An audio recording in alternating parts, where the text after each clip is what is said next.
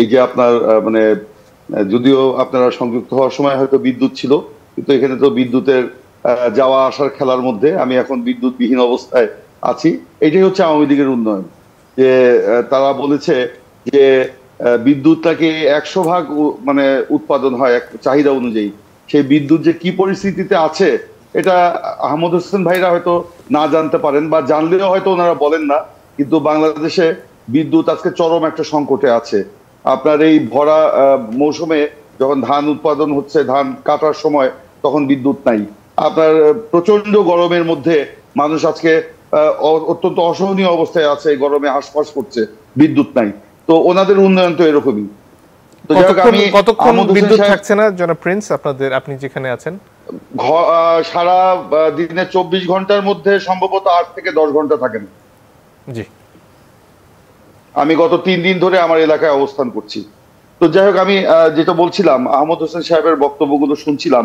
ওনার বক্তব্য শুনে আমার দুইটা প্রবাদের কথা মনে হয়ে গেল, যে উদর পিঙ্গি বুদর ঘাড়ে চাপানো, আর একটা হচ্ছে ধান ভানতে শিবের গীত গাওয়া।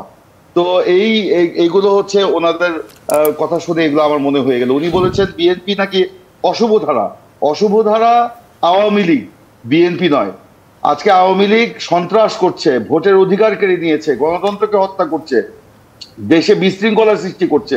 ব্যাংক ডাকাতি থেকে শুরু করে, গরু চুরির থেকে শুরু করে, চিনির চোরাচালান থেকে শুরু করে, ভোট ডাকাতি থেকে শুরু করে এমন কোনো কাজ নাই যেটা আওয়ামী লীগ এটার সাথে জড়িত না।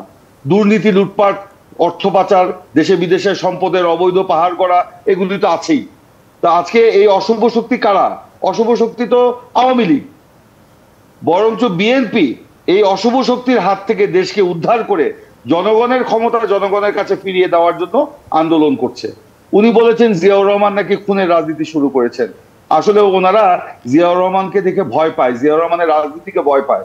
ভয় পায় বলেই আজকে কথায় কথায় এইসব মিথ্যাচার করে। জিয়াউর রহমান নয়, খুনের রাজনীতি শুরু হয়েছে স্বাধীনতার পরে আওয়ামী লীগের আমল থেকে সিরাজ শিকদারকে হত্যার মাধ্যমে। এবং সেই সময় জাসদ যারা আজকে তাদের সহযোগী, সেই জাসদের কত হাজার নেতা কর্মীকে যে ওনারা হত্যা করেছে রাজনৈতিক কারণে, এটার কোনো হিসাব নাই।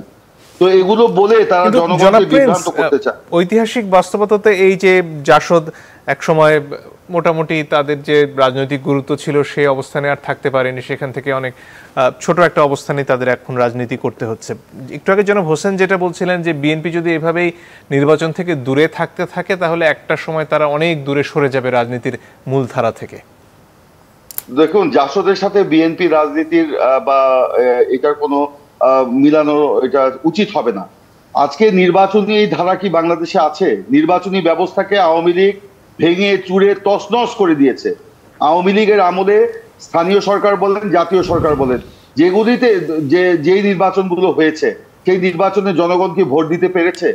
একটার পর একটা নির্বাচনে তারা নতুন নতুন রেকর্ড গড়েছে। 2014 সালের নির্বাচনে তারা ভোটারবিহীন নির্বাচন করেছে, রাজনৈতিক দলবিহীন নির্বাচন করেছে, 154টি আসনে বিনা প্রতিদ্বন্দ্বিতায় নির্বাচিত করে তারা একে মানে গিনিস বুকে রেকর্ড করার মতো অবস্থা তৈরি করেছে। আবার 2018 সালে আমরা নির্বাচনে গেলাম, সেই নির্বাচন কি দেখেছি আমরা? দিনের ভোট আগের রাতে অনুগত প্রশাসনকে দিয়ে করেছে, সেখানে ডান্ডা মেরে সব ঠান্ডা করে দেওয়া হয়েছে, সেখানে জনগণকে ভোট কেন্দ্রে যেতে দেওয়া হয় নাই। আবার 2024 সালে যে নির্বাচনটা হলো 7ই জানুয়ারি, সেখানে কি দেখলাম? সেখানে আপনার তারা দামি নির্বাচন করলো। একটা নতুন সংযোজন, একটি রাজনৈতিক দল আওয়ামী লীগ, তারা নৌকা প্রতীকের নির্বাচনে প্রার্থী দিল, আবার তারা বলল তাদের দল থেকে আবার স্বতন্ত্র দাঁড়াতে পারবে, ইগল মার্কা, ট্রাক মার্কায় তারা নির্বাচন করবে। এবং সেখানে রাজনৈতিক দলবিহীন, উনি বলেছেন যে 44টি রাজনৈতিক দলের মধ্যে 28টি দল নির্বাচন করেছে। এই 28টি দল কারা? এই যে বাংলাদেশে যারা সক্রিয় রাজনীতি, এই যে আপনার গণতন্ত্র মঞ্চের রফিকুল ভাই এখানে উপস্থিত আছেন, ওনাদের সেই জোটেরই নাগরিক ঐক্যকে সকল আপনার দেওয়া থাকা সত্ত্বেও, মানে মানে ক্রাইটেরিয়া ফুলফিল করা সত্ত্বেও তাদেরকে আপনার অনুমোদন দেয় নাই বা নিবন্ধন করেন এই নির্বাচন কমিশন। গণসংহতি পরিষদ ওনাদের জোটের এই গণতান্ত্রিক কি বলে আপনার জোটের গণসংহতি আন্দোলন, আপনার গণসংহতি আন্দোলন, সরি আমি নাম তো ভুলে গিয়েছিলাম, গণশতকের আন্দোলন থেকে দিয়েছে কাদেরকে? আপনার কি তৃণমূল বিএনপি দিয়েছে কাদেরকে? আপনার বিএনএম দিয়েছে কাদেরকে? বিএসএম নাকি একটা দল আছে, এগুলি কারা? এগুলি তো সব প্রোডাকশন তো আওয়ামী লীগের। এগুলি যে নাটক মঞ্চস্থ হয়েছে, এই নাটকের রচয়িতাও গণভবনের, স্ক্রিপ্ট রাইটারও গণভবনের, পরিচালকও গণভবনের, এবং নির্বাচন পরিচালনা করেছে গণভবন। একটা বিরতির সময় হয়ে গেছে। নির্বাচনী ব্যবস্থা আছে?